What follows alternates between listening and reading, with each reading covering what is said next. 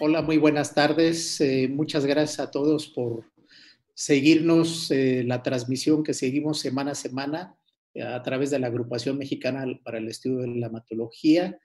Muchas gracias para los que están desde México, la ciudad y el resto del país. Y también agradecer a todos nuestros colegas que nos siguen en el resto de América Latina. Y bueno, para empezar, como cada vez, tengo el honor de, en primer lugar, presentar a nuestro presidente de la Agrupación Mexicana para el Estudio de la Hematología, el doctor Óscar Hernández Zamudio, el cual va a tener a bien a presentar esta sesión, dar por inicio y dar las palabras de bienvenida. Adelante, doctor Óscar, por favor. Gracias, Carlos. Pues agradecerte a ti por la organización del evento y agradecerle a la doctora Pérez Lozano, a quien le mando un cariñoso saludo, y a la doctora Burlón de los Ríos por su tiempo y por su entrega y por los conocimientos que nos van a proporcionar. Les agradezco infinitamente a todos los miembros de AME y a todos los que nos están oyendo. Que todo sea un éxito. Adelante, buenas tardes. Okay, muchas gracias, doctor Óscar. Y bueno, yo como vocal o coordinador de actividades académicas me voy a permitir presentar el programa del día de hoy. El día de hoy vamos a estar tocando el tema de trasplante de células progenitoras. Y si bien vamos a hablar o van a hablar nuestras expertas del tema, pues bueno, al final yo creo que vale la pena retomar un poco acerca de la situación de la pandemia, qué hacer, qué no hacer, se trasplanta, qué modificaciones hay y bueno, pues además hablar de la experiencia que se tiene a este respecto. Para lo cual este tema que estamos llevando el día de hoy miércoles para toda América Latina, pues como hemos titulado es el tema de trasplante de células progenitoras hematopoyéticas durante la pandemia. Veamos, escuchemos la opinión de, que además es un honor tener dos hematólogas expertas en el área de nuestro país. Y las dos ponencias va a ser experiencia en trasplante en un sitio que es cercano a la Ciudad de México a 2 horas, y esto lo comento sobre todo para las personas que nos siguen fuera del país. La doctora ahorita me voy a presentar de dónde se ubica, ella nos va a hablar de la experiencia en trasplante que tienen. Es un hospital que además de atender una población importante de pacientes hematológicos, tiene una gran experiencia en el área de trasplantes. Ya tendrá yo oportunidad de hablarnos de esta experiencia que ellos tienen. Y bueno, inmediatamente después nos van a hablar de los avances que hay en el trasplante de células progenitoras. La doctora Cristian Burlón de los Ríos, que ella se encuentra laborando en el Instituto Nacional de Nutrición de Ciencias Médicas, Salvador Subirán, de la Ciudad de México. Así que, pues sin más preámbulo, vamos a dar inicio. Nuestra primera conferencista, como lo acabo de comentar, es la doctora Wendy Pérez Lozano. Ella se encuentra, como les comentaba, en la ciudad de Puebla. Ella es experta en el campo de... Ella es médico hematólogo, por supuesto, es experta en el campo de trasplante de células progenitoras hematopoyéticas y por supuesto que es la responsable del área de trasplantes es un hospital que funge como pues prácticamente es una unidad de alta especialidad en San José, en la ciudad de Puebla. Y bueno, pues ella ha participado en el trabajo de guías, en publicaciones y bueno, pues para todos en la ciudad de Puebla ha sido un referente junto con su colega, tienen un gran número de pacientes trasplantar y lo que les da un expertise especial. Inmediatamente después, ya para no interrumpir la sesión, nos va a hablar la doctora Cristian Burlón de los Ríos, el cual ella es médico internista y hematóloga del Instituto Nacional de Nutrición y Ciencias Médicas. Ella además realizó una estancia de alta especialidad en el área de trasplante de médula ósea en el Princess Margaret Cancer Center en Toronto, Canadá. Y bueno, ella actualmente funge como médico adscrito al Departamento de Hematología y particularmente pues está en el área de trasplantes y en el área de investigación a ese respecto. Así que, bueno, pues antes de cederle el micrófono a la doctora Wendy, pues agradecerle que ya vamos a iniciar nuestra sesión. Tenemos 374 asistentes y, bueno, darles las gracias porque, bueno, en realidad estamos como cada vez que quiero mencionar y agradecer a quienes nos siguen desde Perú, Bolivia, Venezuela, República Dominicana, Argentina, El Salvador, Chile, Costa Rica, Colombia, Paraguay, Namibia, Canadá y Rusia que nos están acompañando. Así que muchas gracias a todos y vamos a empezar, por favor, con la doctora Wendy con su presentación. Muchas gracias y bienvenidos a todos. Bueno, pues buenas tardes, soy la doctora Wendy Pérez, soy hematóloga, egresada del Hospital de la Raza, que es un hospital que está en el centro de la República Mexicana. Yo trabajo desde hace 15 años, poco más, en el Hospital de Especialidades de Puebla. Este hospital es la puerta del sureste mexicano y como sabemos prácticamente en todo el mundo, el sureste, el sur suele ser el lugar de los países más pobres y con más deficiencias, sobre todo a nivel educativo. Entonces, recibimos patologías muy específicas, a veces muy distintas a las que se reciben en el norte de la República. Por eso es un poco la particularidad de este programa de trasplante.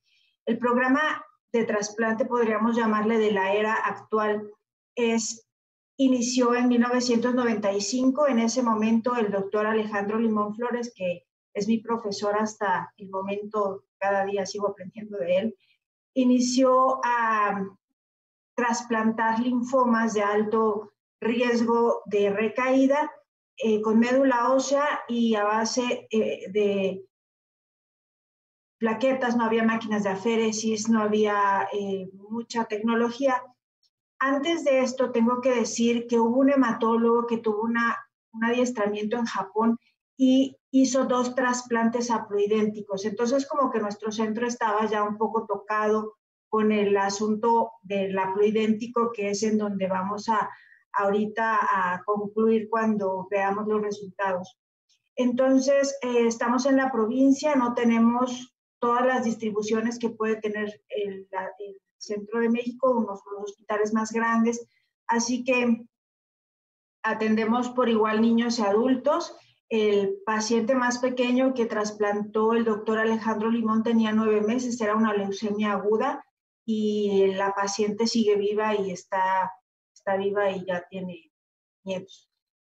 Y el más grande que he trasplantado yo es de 74 años. Vamos viendo pues que ya trasplantamos mieloisplásicos y pues mielomas con más edad, y por supuesto que cuando empezamos el trasplante pues había como un tope y decíamos que los 40 años, etcétera. Ahorita ya no tenemos tope, más bien lo que se hace en todo el mundo es ver la capacidad vital que tienen los órganos depuradores de los pacientes y entonces el paciente entra o no a trasplante. El promedio suelen ser pacientes jóvenes. Nuestro promedio es de 22.4 años. En toda la serie, en la que sigue, hemos trasplantado ya más de 500 pacientes. En las intensidades de acondicionamiento es un poco directamente proporcional a la gravedad o a la cantidad de tumor que los pacientes suelen tener. Entonces, aquí en el sureste, pues los linfomas debutan en 4B o no debutan, pero llegan a los centros de atención en estadios muy tardíos. Las leucemias suelen ser de muy mal pronóstico, con alteraciones citogenéticas recurrentes, incluso en la infancia. Prácticamente no tenemos riesgos bajos o riesgos bajos en la infancia, es muy raro. Tenemos más bien riesgos altos y pues los lineamientos de aceptación para trasplante coinciden con la mayoría de los pacientes. Entonces, sé que hay no hematólogos aquí, el acondicionamiento es el tratamiento con quimioterapia o radioterapia que se da antes de infundir las células madre. Entonces, cuando doy un acondicionamiento mieloablativo, la intensidad del daño tóxico es mucho, porque intento, grosso modo, hacer un lugar en el espacio para que la médula ósea ingerte. Entonces, suele ser esto indicado en leucemias agudas, que es nuestro principal problema en Puebla. La que sigue. Es decir, que somos más mieloablativos que submieloablativos. La que sigue. La que sigue. Ajá. Vean ustedes cómo, a diferencia del resto de la República, podríamos decir que el sureste como que provenimos más de Asia, porque tenemos mucha leucemia linfoblástica, tenemos más leucemia de estirpe T que el norte, por ejemplo, o que el Bajío. Las leucemias mieloides con citogenética anormal son recurrentes también. Tenemos linfomas y mucha anemia plástica, que es prácticamente una urgencia de trasplante. Por supuesto que tenemos mielomas múltiples, pero como por lógica a los niños que tienen la leucemia aguda se les da prioridad, pues es nuestro problema principal. La leucemia linfoblástica ha sido un monstruo y nos hemos dedicado mucho a ese diagnóstico. Entonces, como para cada patología es un problema distinto, es un abordaje distinto, pues hemos tenido muchos esquemas de acondicionamiento, no son estándar, pero el principal, como ustedes ven, casi el 40%, es un esquema de megadosis con quimioterapia a base de ciclofosfamida, etopósido y adenosído de citosina. Ahorita vamos a ver que estamos sufriendo el país de México de un desabasto importante. Desde 2019, todos los mexicanos hematólogos sabemos que tuvimos un gran desabasto de ciclofosfamida. Entonces, es la piedra angular para el trasplante autólogo y para el trasplante haploidéntico, que es nuestro fuerte actualmente, nuestra arma con la que podemos conseguir mejores resultados. Entonces, este azul es el esquema megadosis con SEA, ha sido muy efectivo, muy bien aprendido por el personal de enfermería, y entonces la mortalidad con ese esquema es muy baja y logramos, porque buscamos una toxicidad importante, logramos sacar adelante a muchos pacientes con ese esquema. El segundo esquema es muy viejo, muy conocido por todos los colegas que trasplantamos, es el esquema BUSI-2, que contiene busulfán y ciclofosfamida otra vez. Entonces, los últimos 2 años tenemos serios problemas para poder conseguir la ciclofosfamida, y bueno, con busulfán solo no hacemos mucho. Para anemia plástica, bueno, los esquemas habituales. La que sigue. Aquí podemos observar, a partir de hace unos pocos años, tenemos el fellow en trasplante. Habitualmente son residentes egresados, hematólogos jóvenes egresados de nuestro centro, que vienen a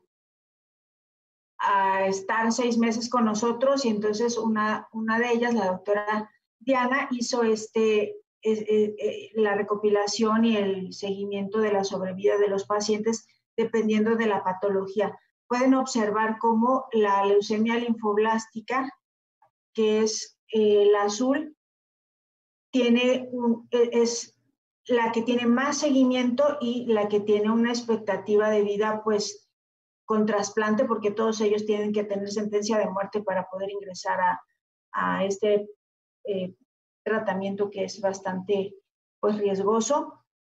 Tenemos el mayor seguimiento y la mayoría de los pacientes. La leucemia mieloide aguda, que es el número 2, es la verde. Tenemos pocos pacientes, pero tienen un seguimiento muy grande también. Más o menos la esperanza de curación es del 50% en estos años. Linfoma no Hodgkin, los que se trasplantan pues son pacientes que han tenido recaídas habitualmente, más de una recaída, y la sobrevida de estos pacientes pues ronda más o menos por arriba del 50%. Tenemos anemias aplásicas y mielomas múltiples, son la mayoría de los pacientes en los que tenemos más o menos buenos resultados. Hay un grupo de pacientes que es el 11, el anaranjado, que es lo tomamos aparte porque tenemos una alta incidencia de linfomas sinonasales NK, que sabemos que es una pesadilla dejarlos evolucionar sin trasplante. Entonces nos da mucho gusto observar que tienen una sobrevida a largo plazo alta, pero siendo tratados casi solapadamente con quimioterapia, radio y apenas se pueda trasplante de manera muy agresiva por el tipo de estirpe. Y bueno, espero que la doctora Diana consiga hacer su publicación al respecto de este grupo, pues no es muy despreciable, 16 pacientes con una expectativa de vida bastante buena. En inmunodeficiencias, que es el 7, que es esta que cae totalmente al piso, pues nos ha ido bastante mal. Y hay otros padecimientos que antiguamente se trasplantaban, mis predecesores trasplantaron 2 cánceres de mama, que en ese tiempo tenían indicación, por ejemplo, la que sigue.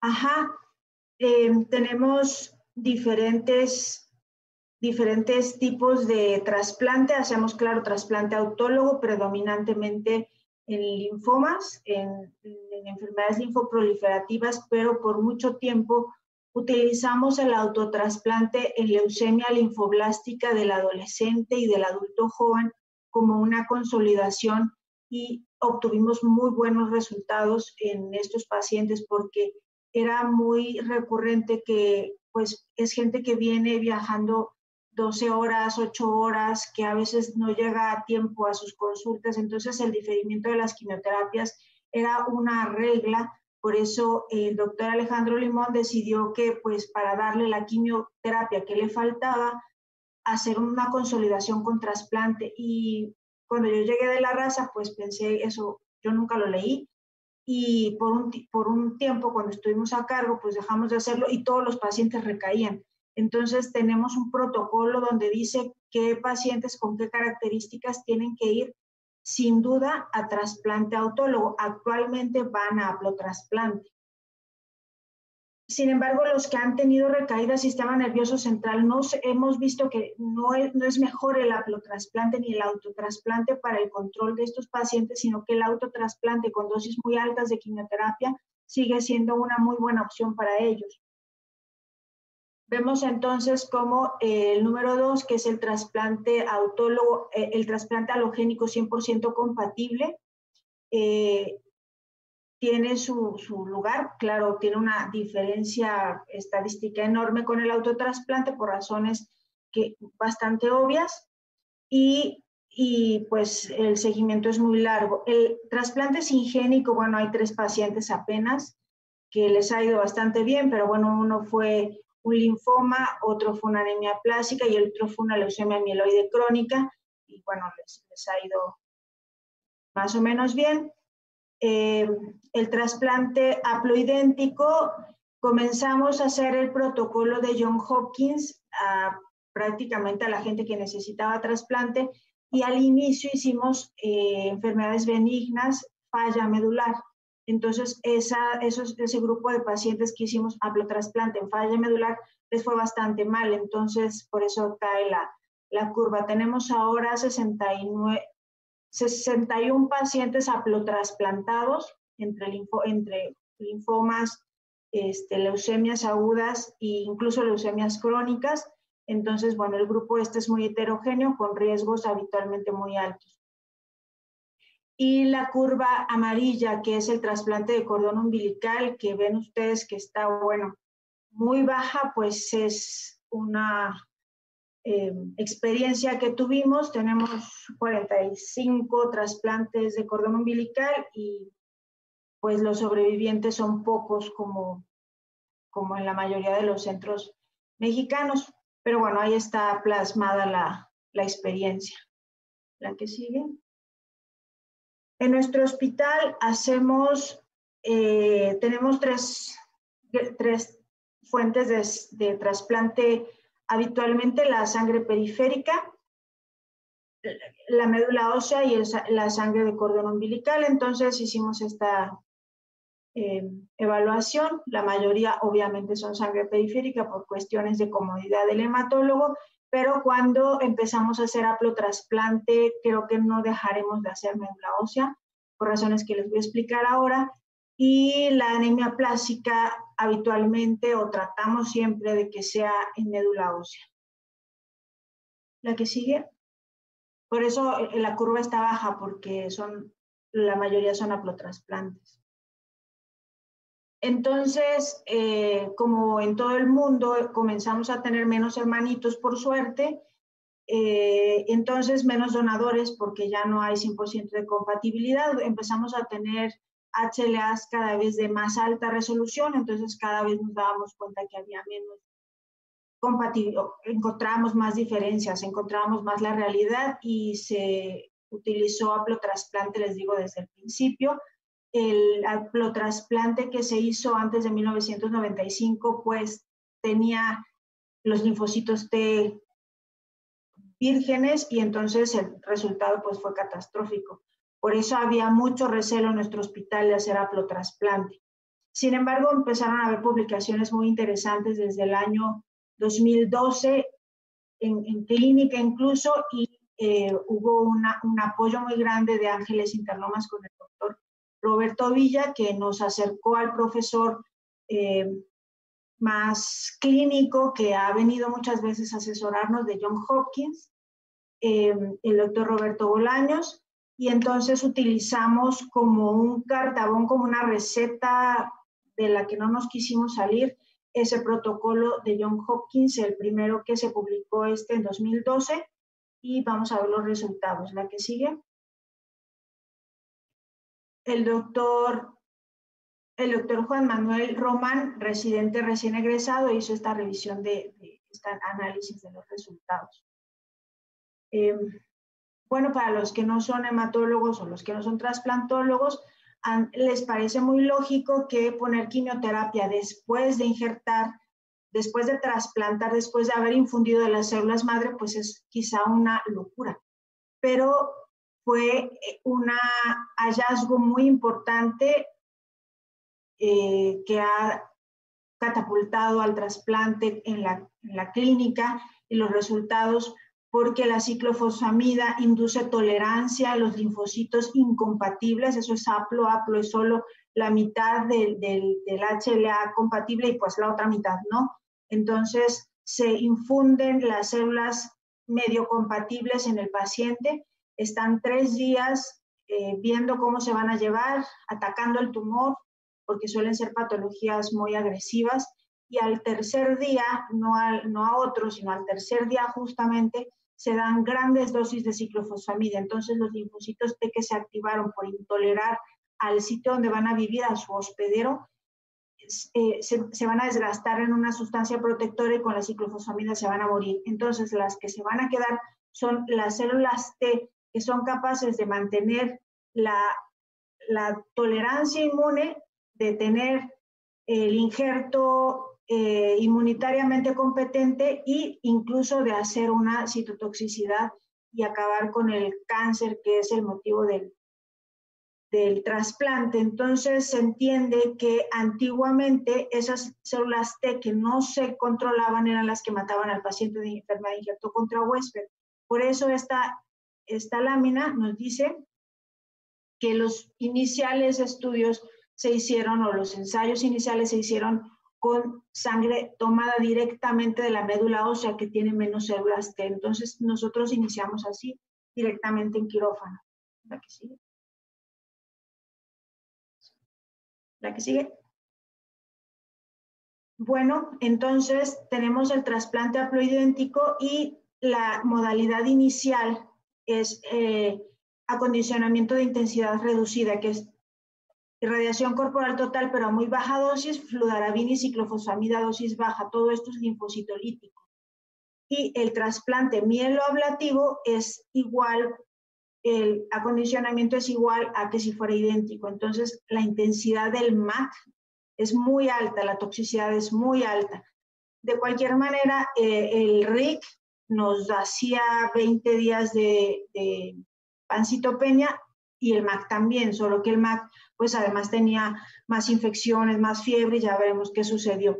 La fuente de injerto siempre por sangre periférica, pues es más pronta porque las células T son las ponzoñosas que se agarran y se injertan. Lo que hicimos fue, lo que hizo el doctor Juan Manuel Román, fue analizar a los pacientes con leucemia aguda avanzada, es decir, la leucemia linfoblástica y la mieloide, que hayan sido trasplantados de donador haploidéntico en nuestro hospital. Comenzamos a trasplantar en abril del 2003.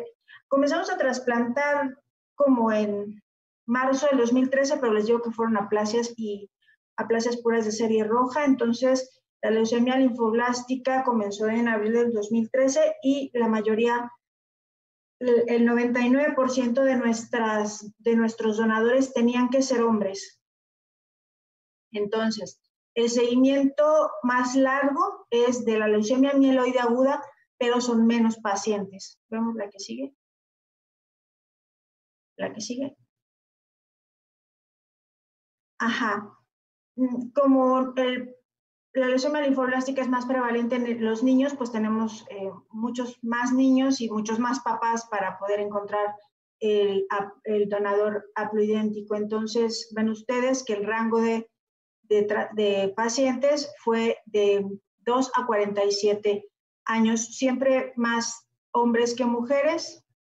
Y los acondicionamientos, comenzamos a hacer el submielo ablativo, es el que tiene más seguimiento. Después sucedió que se acabó la fludarabina y entonces como que nuestra experiencia más bien depende de qué hay y qué no hay. Se acabó la fludarabina y nos fuimos al MAC y en el MAC nos fue fantástico y luego se acabó y volvimos al submielo ablativo. Quisiéramos decir que para riesgos menos malos poner el submielo ablativo y para las enfermedades muy graves el mieloablativo, pero la verdad es que hay momentos en los que no podemos decir. La falla de injerto es una complicación que sucede o que se teme mucho en este tipo de trasplantes y casi no en otros.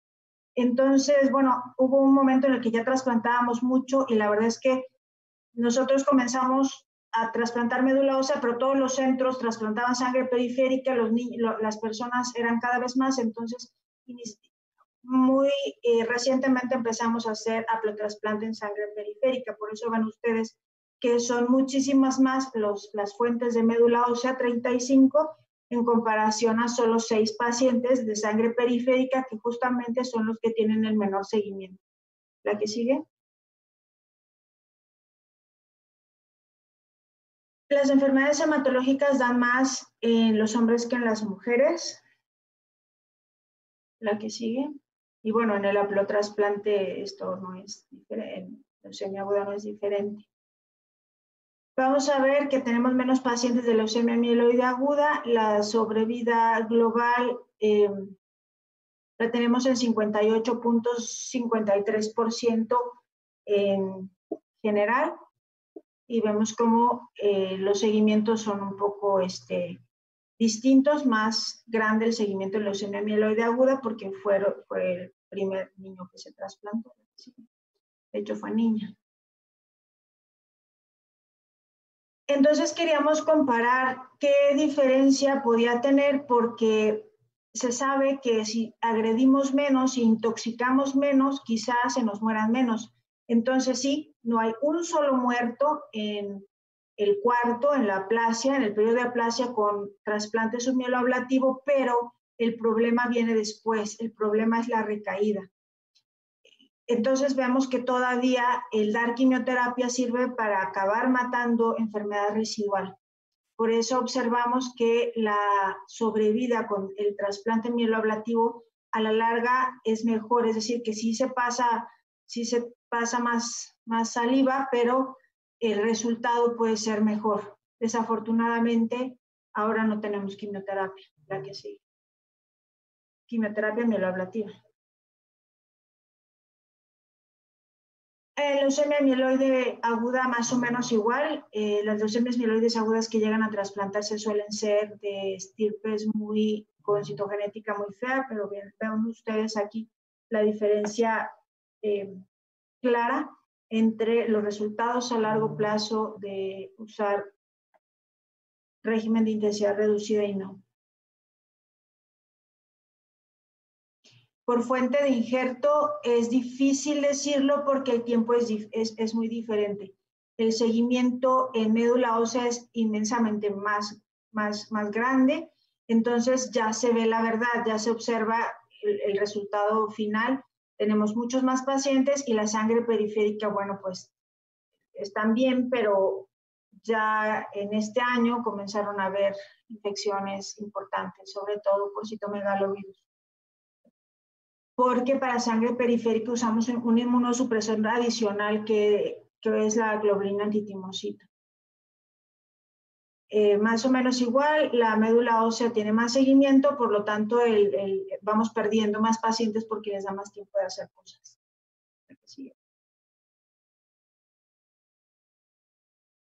La mortalidad no relacionada a recaída se refiere a lo que les pasa. Es decir, que si recaen es un poco la culpa de la leucemia, y la mortalidad no relacionada a recaídas pues son infecciones, enfermedades de injerto contra huésped, fallos de injerto y cosas que hay que controlar de manera muy aguda. Entonces tenemos una alta mortalidad no relacionada a recaída, la que sigue. Básicamente es causa de enfermedad de injerto contra huésped y de infecciones. La falla primaria de injerto, pues como utilizamos médula ósea, la expectativa de tener falla primaria de injerto pues era mucha. No tenemos citómetro actualmente. Por suerte, en 2012 teníamos un citómetro, bueno, las químicas que son espectaculares, como en toda la República, son muy apasionadas de todo lo que hacemos los hematólogos. Estuvieron al pie del quirófano y entonces pudimos estandarizar que con nuestras manos la cantidad de sangre que se necesitaba para juntar 2 millones de células CD34 de CD34 era mucho más que lo que estaba publicado. Entonces nosotros tomamos de 30 hasta 35 mililitros de sangre y lo publicado son 20 mililitros, porque si no, no juntamos la cantidad de CD34. Actualmente no tenemos ni citómetro y ni quirófano, entonces trasplantamos en el fin de semana, en quirófano, claro, pero utilizamos la biometría y utilizamos como medida la cantidad de mononucleares, y es como intentamos hacer megadosis de células madre, tanto para evitar la falla primaria de injerto como para producir un efecto antitumoral. Entonces, bueno, en sangre periférica es mucho más fácil porque ahí sí hay manera de contarlas y eso se hace en miércoles y en jueves nada más. Entonces, ahí sí se puede hacer la cuenta de CD34. La que sigue. Hay el asunto de que en LAM no tuvimos ninguna falla de injerto, suele ser porque los pacientes están menos tratados. La enfermedad injerto contra huésped aguda de pronto es deseable, entonces lo que está aquí reportado es enfermedad que necesitó tratamiento. Entonces todos los pacientes con haplotrasplante hacen AIH agudo de tipo 1 o 2, pero de 3 a 4 son los que se reportan de 2 a 4 y son este número, que fueron 13 pacientes que habitualmente son controlados. El problema es cuando pasamos al AIH crónico, que esa es una desgracia, y por eso seguimos haciendo médula ósea. La médula ósea tiene una incidencia de injerto contra huésped crónica, que es la que no sirve para nada, y sí da mucha mala imagen y mucho sufrimiento y mucha culpa. Entonces hacemos médula ósea. Entonces el AIH agudo, pues este es un poco deseable y mientras es agudo habitualmente es controlable. La que sigue. Claro, hasta que se acaban los inmunosupresores. También en 2019 tuvimos una súbita desaparición, una súbita desabasto de inmunosupresores, lo cual, bueno, hicimos un análisis entonces con las publicaciones, vemos aquí nuestros datos, tenemos la que sigue. Tenemos un análisis de que, bueno, las series más grandes, más importantes, más o menos promedian un 51.8% de sobrevida a largo plazo. Nosotros tenemos un poquito más porque no cumplimos todavía los años que ellos han tenido en el seguimiento. Claro que conforme más pasa el tiempo, pues habrá más cosas que le sucedan a los pacientes. ¿La que sigue? Entonces, bueno, la sobrevida nos tiene un poco tranquilos. En cuanto a enfermedad de injerto contra huésped aguda, estamos más o menos en el rango. Creemos que queremos hacer injerto contra huésped por las megadosis y también porque usamos mucha mieloablación. Entonces, el trasplante mieloablativo, el busulfán, da injerto contra huésped y las infecciones. No tenemos mucha capacidad de descubrir los microorganismos emergentes, entonces de pronto usamos antibióticos de amplio espectro, inclusive de manera empírica, y eso genera más injerto contra huésped. Pero es eso o que se nos vayan a morir de sepsis porque no tenemos marcadores biológicos predictores de sepsis. Entonces, bueno, sí tenemos más H agudo en la que sigue. El tendón de Aquiles, la mortalidad no relacionada recaída que tiene que ver con nuestra infraestructura. John Hopkins trasplanta a estos pacientes ambulatoriamente y pues nosotros no podemos. Uno, porque las casas de las personas no tienen nada que ver con situaciones muy higiénicas y muy seguras, pero nuestro hospital tampoco. Sin embargo, hacen unas aplasias muy profundas y necesitan soporte transfusional, aunque sea un acondicionamiento de intensidad reducida. Y bueno, sí tenemos mucha más mortalidad no relacionada a recaída. La que sigue. La falla primaria de injerto se presenta, es terrible, es angustiante porque hay que retrasplantar, entonces ahí está, es un precio que hay que pagar por hacer trasplante. Ahí tienen ustedes, bien sureste mexicano, no tenemos flujo laminar. Nuestros niños, una niña de Oaxaca con una leucemia mieloide en segunda remisión, y pues las condiciones son las que podemos tener un cristal y de pronto hay problemas, nuestro hospital es viejo, de pronto hay situaciones de infraestructura que no nos permiten tenerlos muy asépticos. Y ustedes ven ahí la médula ósea es mucha, pero ella fue la que nos sirvió para hacer la cuantificación con citometría de flujo al respecto de células mononucleares y CD34. La que sigue. Y pues ya éramos muchos y la abuela parió. Empezamos a tener desabasto de medicamentos, una mayor afluencia de pacientes, leucemias con mayores alteraciones debido a la contaminación. Parece ser que nuestras aguas tienen muchas cosas y más necesidad de hacer trasplante, y viene pues el desabasto de quimioterapia, luego el desabasto de inmunosupresores, el desabasto de antibióticos, que lo tenemos de 2 años para acá, y aparece la pandemia. Entonces, bueno, lo que este día tendríamos que revisar es qué está pasando en la pandemia. Nos rige el Centro Nacional de la Transfusión Sanguínea, no el Senatra, a los que hacemos trasplante líquido.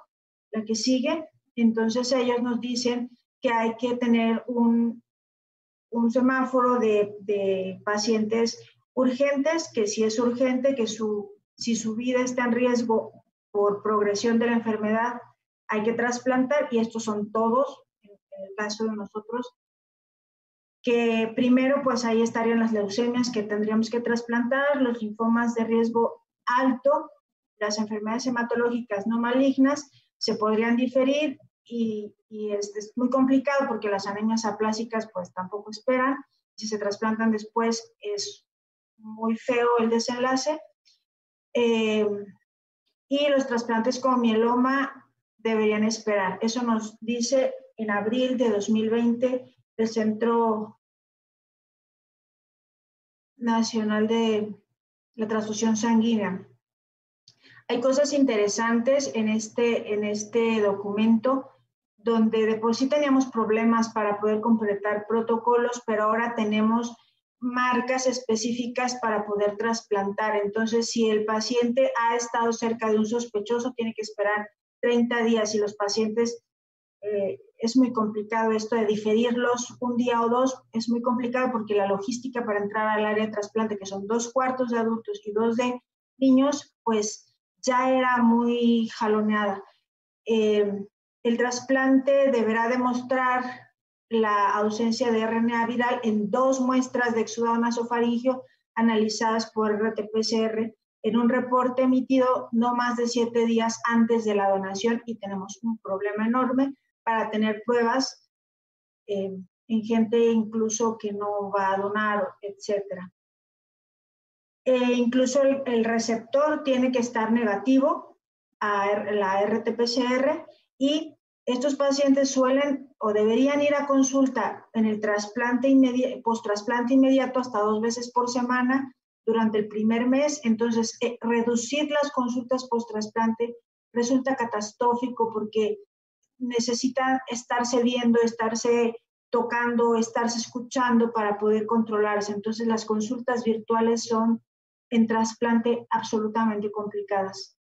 Que no haya mucha gente cerca del paciente y que cumplan las medidas, que estén chino porque viajan en camión y llegan y esperan, como sabemos que son los hospitales públicos, es muy complicado.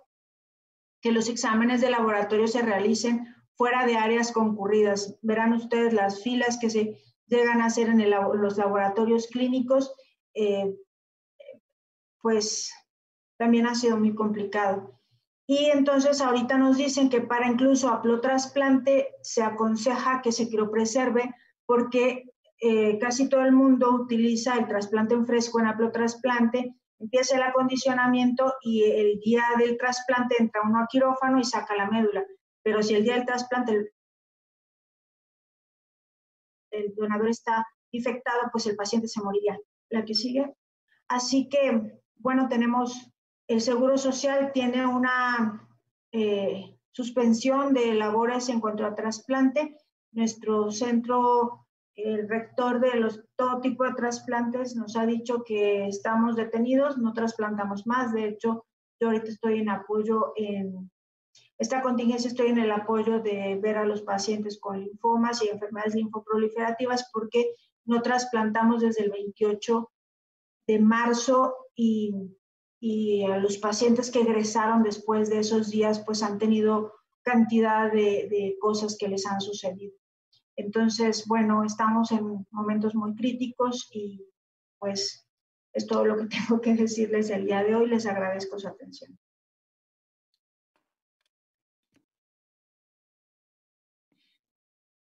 Bien, muchas gracias, doctora Wendy. Vamos a continuar inmediatamente con la doctora Cristian. Adelante, por favor, doctora. Muchas gracias por la invitación y a todos los que están en línea con nosotros. Y bueno, a mí me asignaron el tema de avances en trasplantes de las progenitoras hematopoyéticas, que es lo que vamos a revisar en los siguientes minutos. Y bueno, antes que empezar con los avances, quisiera nada más como plantear un poquito cuál es la situación mundial actual del trasplante, porque eso nos lleva a qué buscamos actualmente en cuanto a avances. Y bueno, lo que les presento en esta diapositiva es las estadísticas que nos reporta el Centro Internacional de Investigación en Trasplante de Médula Ósea, que recolecta información de varios centros alrededor del mundo. Lo que vemos aquí es que en la última estadística reportan que para el 2018 anualmente se estaban realizando 14,000 trasplantes autólogos y 9,000 trasplantes de tipo alogénico. Ahora, creo que lo relevante de esta diapositiva en realidad es ir viendo cómo la tendencia de las curvas, tanto para auto como para alo, a través de los años, es una curva que va poco a poco en ascenso, ¿no? Esto nos dice que los personas que nos dedicamos a trasplante seguimos buscando el aumentar las cifras de trasplante y el llevar a más pacientes a un trasplante alogénico. Ahora, ¿esto por qué sucede o por qué nos planteamos esto? Pues esto va mucho en relación al cómo ha cambiado la visión de cómo vemos un trasplante en la actualidad a cómo se veía en un principio cuando se inició con este tipo de tratamiento. Como sabemos, hace más o menos 6 décadas, cuando se inició el tratamiento con trasplante, se tomaba en cuenta este tratamiento como el último recurso que se pudiera tener para poder hacer como un tipo de terapia heroica de rescate en un paciente, para poderle dar quimio y radioterapia intensiva. Actualmente la filosofía ha cambiado un poco y tenemos la idea de utilizar el trasplante no como un último recurso, sino más bien como una herramienta en el protocolo de tratamiento de los pacientes. Entonces, muchas veces lo consideramos dentro de los tratamientos de primera línea de las enfermedades hematológicas y en algunas otras ocasiones no como primera línea, pero sí como el estándar de tratamiento en cierta etapa de la evolución o del tratamiento de algún paciente en particular. Ahora, ¿qué se necesita para decir que tenemos avances en trasplante hematopoyético? Pues en realidad son 2 cosas importantes que creo que nos dictan cuáles son los avances en esta área. La primera parte que nos ayuda a pensar en avances es el reducir la morbimortalidad que tenemos en los pacientes. Esa es una zona como de trabajo que hay que innovar e implementar avances. Y como podemos ver en esta gráfica, este estudio es un estudio francés en donde se dieron a la tarea de comparar cuáles son los desenlaces de los pacientes a través de diferentes décadas. Y como pueden ver en esta gráfica, las primeras columnas se refieren a supervivencia global, después a supervivencia libre de progresión y finalmente a una mortalidad no relacionada a recaída, que tiene que ver, como decía hace un momento la doctora Wendy, con todos los procesos que no implican el regreso de la enfermedad, sino que implican muerte por infecciones, por toxicidad o por enfermedad de injerto contra huésped. Y como podemos ver, en cuanto a supervivencia global, la tendencia al comparar con las previas 2 décadas, de los 80s y los 90s, es que hay un aumento en la supervivencia global, aproximadamente un 10%, que esto es estadísticamente significativo. La supervivencia libre de progresión, si bien no es estadísticamente significativo, también tiene una tendencia a ir hacia la alta en la última década. Y particularmente, como se pueden dar cuenta, lo que tiene una reducción muy significativa es la mortalidad no relacionada a recaída. Es decir, ahí en esa área ha habido varios avances que nos han ayudado a disminuir estas tasas de mortalidad por otros factores que no implican la enfermedad hematológica. Ahora, además de avances en esta cosa que es la morbimortalidad, también es importante considerar que los avances van enfocados a aumentar el acceso que nosotros podamos tener hacia el trasplante de células progenitoras y a que podamos llevar a más pacientes a este tipo de tratamiento. Y bueno, viendo que estas son como las 2 áreas de oportunidad de avances, es en donde me voy a centrar.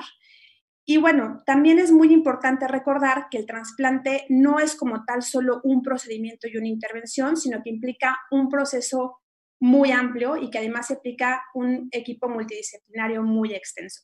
Entonces, los avances que se puedan tener son en diferentes áreas que a veces no son propiamente hematológicas, pero que tienen mucha relación en todo este proceso y que a veces es más bien como un efecto dominó, en donde el hacer un avance en un área puede derivar a avances en otras desenlaces clínicos importantes para nosotros.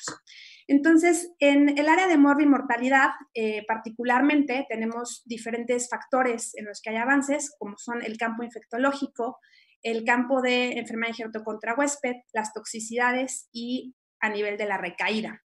Sabemos que en las últimas décadas, en cuestión infectológica, se han mejorado muchas cosas, particularmente en relación a 2 infecciones muy importantes, que son citomegalovirus y enfermedades fúngicas invasivas.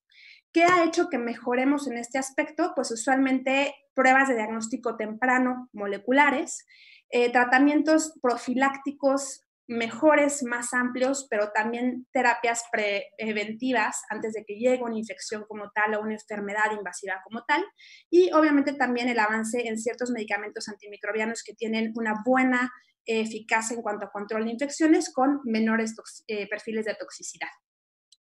En cuanto a el terreno de enfermedad de injerto contra huésped, también se ha logrado avanzar en reducir morbimortalidad y esto va particularmente en diferentes vías. Una es, hay mayores estudios de alta resolución en cuanto a tipificación de HLA que nos hacen identificar mejor a nuestro donador y por ende hacer un efecto inmunológico menos deleterio hacia el receptor.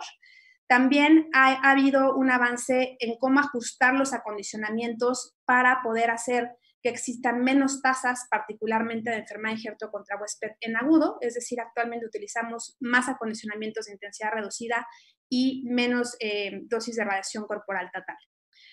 Y un punto muy importante, un punto clave en cuanto a enfermedad injerto contra huésped ha sido pues un parteaguas, es la profilaxis con ciclofosfamida post-trasplante. Esto ha venido a cambiar un poco la idea que teníamos de cómo dar profilaxis para enfermedad injerto contra huésped, planteándonos que probablemente no necesitamos tanta inmunosupresión y que eso nos puede ayudar a mejorar otros desenlaces infecciosos. Y obviamente también algunas otras terapias específicas, como han sido los inhibidores de tirosinecinasa o la fotoféresis extracorpórea, actualmente nos ayudan para poder tratar la enfermedad injerto contra huésped. En cuanto a toxicidad también relacionada a morbi-mortalidad, se han tenido avances en cuestión de poder ajustar tratamientos, no solamente el acondicionamiento que se da durante el periodo de trasplante, sino también tratamientos previos. Actualmente sabemos que el tratamiento dado previamente al trasplante contiene a veces menos cantidad de quimio o radioterapia, hay tratamientos más dirigidos y hay tratamientos inmunológicos que también nos ayudan a que la carga previa de toxicidad sea menor y que esto derive a menos daño orgánico directo al momento de un trasplante, mejorando obviamente los desenlaces.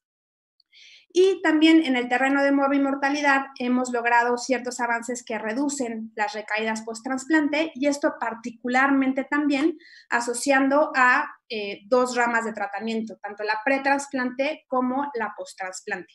Sabemos que el asociarnos a una buena terapia de inducción previa a un trasplante y de consolidación previa que nos lleve a mejores respuestas antes del trasplante, traduce en que el trasplante pueda ser más efectivo en acabar de citorreducir la enfermedad, en potenciar más una enfermedad injerto contra enfermedad y que eso nos lleve a menores tasas de recaída.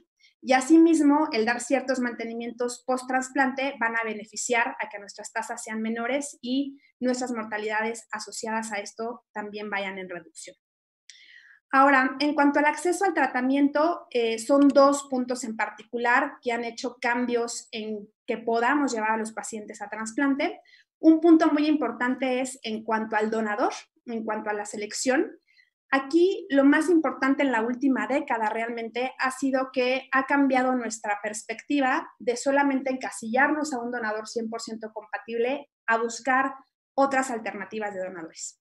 Y particularmente el trasplante haploidéntico es lo que realmente ha venido a ser un gran avance en el objetivo de aumentar el acceso a un trasplante de células progenitoras hematopoyéticas.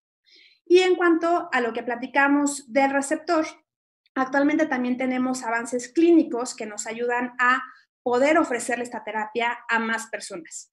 Durante mucho tiempo teníamos la idea que pacientes mayores de cierta edad, a partir de 60, 65 años, automáticamente eran descartados de un procedimiento como estos, o pacientes que tenían alguna comorbilidad también debían de ser descartados. Actualmente hay avances que nos han hecho crear escalas que nos ayudan a no descartar a un paciente para trasplante, sino a conocer los riesgos de forma tal que podamos modificar los procesos de trasplante para que sean más tolerables, menos tóxicos y que el paciente pueda recibir el beneficio de un trasplante. Entonces, esto ha ampliado el acceso a poblaciones particularmente comórbidas o pacientes con mayor edad que en algún punto ya no se consideraban candidatos a ir a un trasplante. Entonces, como pueden ver, son muchos las ramas y muchos los sitios en donde hay avances en trasplante y la verdad sería imposible que yo quisiera especificar en cada una de estas, porque además cada una de estas tiene su importancia dentro de todo el proceso. Y por lo tanto, para poder como definirme en dos puntos en particular de avances que creo que tienen mucha relevancia en nuestro medio, quise analizar un poquito cuál es nuestra situación actual en México y cuáles de los avances que tenemos son avances que podríamos adquirir nosotros y que nos ayudarían a mejorar nuestro acceso a trasplantes de las progenitoras en México. Esta diapositiva que les presento es un estudio que recientemente se publicó en Bone Marrow Transplantation, que es un primer intento de hacer un registro en México acerca de trasplante. Sabemos que desafortunadamente no tenemos un registro nacional en donde todos los trasplantes estén registrados debidamente con sus desenlaces clínicos. Y en este estudio, 4 centros que tienen un buen número de trasplantes, 2 en la Ciudad de México, 1 en Monterrey y 1 en Puebla, unieron esfuerzos para registrar la actividad de estos centros del 2015 al 2018 y reportarnos cuáles son los resultados y ver la factibilidad de en algún punto crear un registro nacional que obviamente nos ayudaría para conocernos estadísticas y plantearnos metas a futuro.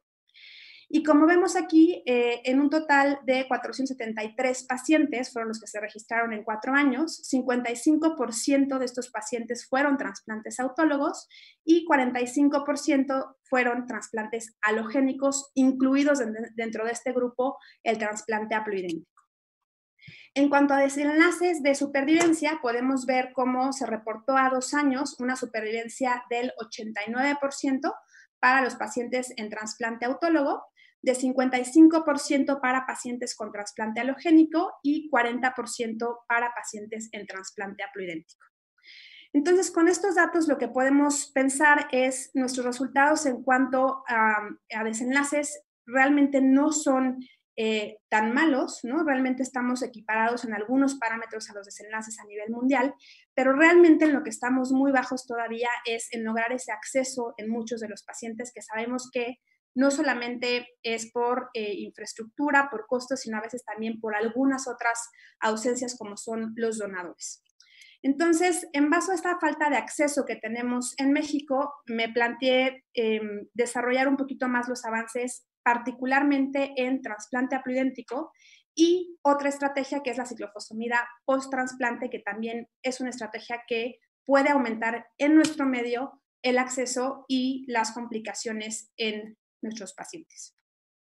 Ahora, en cuanto al trasplante haploidéntico, que ya la doctora Wendy nos comentó acerca de su experiencia en Puebla, la cual es muy interesante, sabemos que cuando nosotros tenemos un paciente que es candidato a trasplante, lo primero que nos vamos a preguntar es cuáles son sus probabilidades de encontrar un donador y quién va a ser su donador.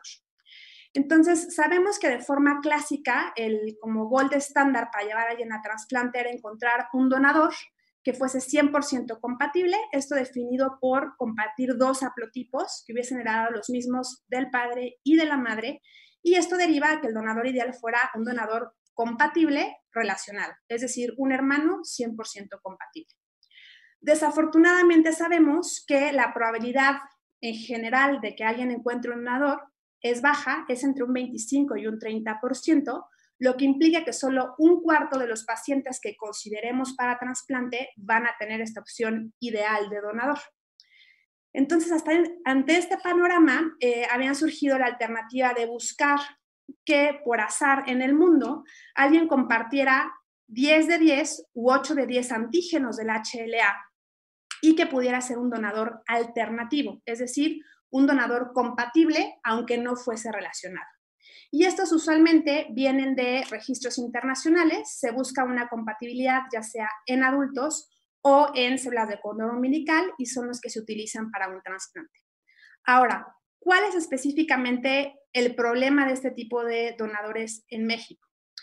Pues el primer problema va en la probabilidad de poder encontrar un donador. En esta gráfica les muestro cómo por grupo racial se muestra la probabilidad de encontrar un donador compatible no relacionado. Y como podemos ver, para ciertos grupos, como son por ejemplo los europeos, la probabilidad asciende casi a un 80% de poder encontrar un tipo de donador como este. Sin embargo, para otro tipo de poblaciones, por ejemplo aquí los mexicanos están marcados con la flecha, nuestra probabilidad de encontrar un donador baja hasta un 40% aproximadamente. Ahora, asociado a esta baja probabilidad de encontrar donador, está el qué tipo de donadores encontramos, porque no siempre es el donador que queremos 100% compatible. Si se fijan, del grupo de donadores que tenemos disponibles o a los que se les encuentra, solamente un 40%, que es la barra inferior en azul, van a ser donadores que compartan 8 de 8 antígenos, es decir, que sean 100% compatibles en relación a la compatibilidad antigénica. Entonces, la probabilidad de encontrar donador para nuestro grupo es baja y obviamente asociado a esta probabilidad baja hay otras barreras que todos conocemos muy bien, que van en relación a la problemática de la procuración de las células, es decir, células que tengan que recolectarse en otro país y que tengan que ser trasladadas a nuestro país para ser infundidas. Los tiempos al trasplante suelen prolongarse cuando decidimos utilizar un donador compatible no relacionado, es decir, del diagnóstico y la indicación de trasplante a que llegan pueden pasar meses, y eso a veces hay enfermedades agresivas que no nos lo permiten. Y obviamente un problema fundamental en nuestro medio son los costos, dado que sabemos que el infundir unas células de donador compatible no relacionado a veces ascienden a más de $500,000, lo cual es incosteable para la mayoría de los pacientes en nuestro medio. De forma que esto se vuelve un poco complejo para nosotros en México. Y pues bueno, afortunadamente en la búsqueda de donadores alternativos se han ido especializando ciertas pruebas, como por ejemplo la tipificación HLA, la sensibilidad de la detección de anticuerpos donador específico, se han acondicionado técnicas de desensibilización para anticuerpos y también se han incorporado estas nuevas técnicas de profilaxis, de injerto contra huésped y de inmunotolerancia que implica depresión de linfocitos T, y eso nos ha permitido considerar donadores alternativos y particularmente donadores haploidénticos. ¿Qué nos permite el donador haploidéntico? Crecer nuestro pool de donadores a hermanos que tengan un haplotipo idéntico, es decir, son mitad compatibles, aunque el otro haplotipo no sea igual. Nos permite ampliar nuestro pool a padres, que siempre van a tener compatibilidad de un haplotipo, y nos permite ampliar nuestro pool incluso a hijos en algunas ocasiones.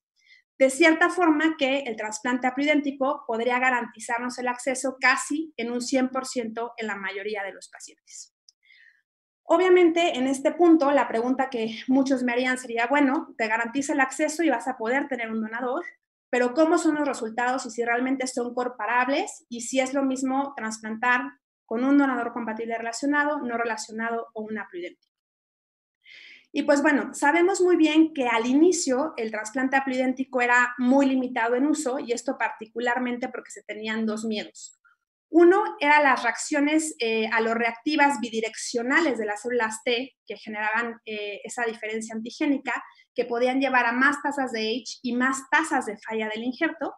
Y el otro miedo era el retraso en la reconstitución inmunológica que pudiera producirse en estos pacientes y que complicara con otras cosas la evolución. Afortunadamente, estas dos limitantes o estos dos obstáculos se han podido saltar con esta nueva técnica que es la depresión de células T in vivo, y esto en base a la administración de ciclofosfamida post-trasplante.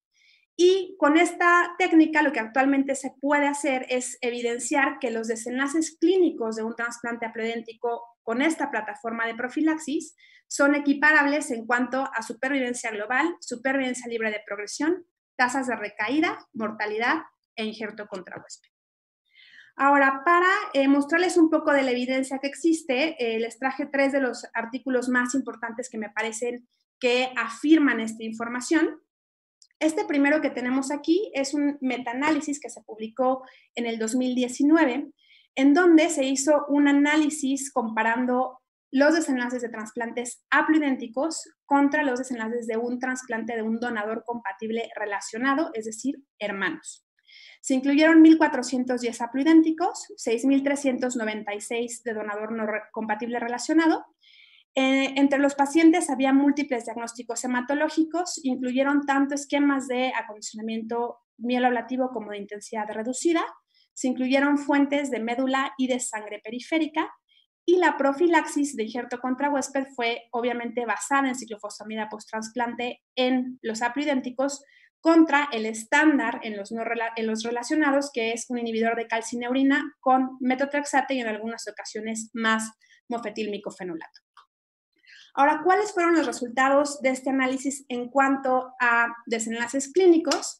Pues bueno, en cuanto a supervivencia con injerto contra huésped crónico, se vio que el uso de un trasplante haploidéntico favorecía menores tasas de injerto contra huésped crónico. Como pueden ver aquí, con un hazard ratio de 0.55 y una P significativa, esto favorece que un haploidéntico hace menos injerto contra huésped crónico que un compatible relacionado. Por el contrario, las tasas de mortalidad no asociadas a la recaída más bien favorecieron el trasplante de un donador relacionado, y desfavorecen en este punto a el trasplante haploidéntico.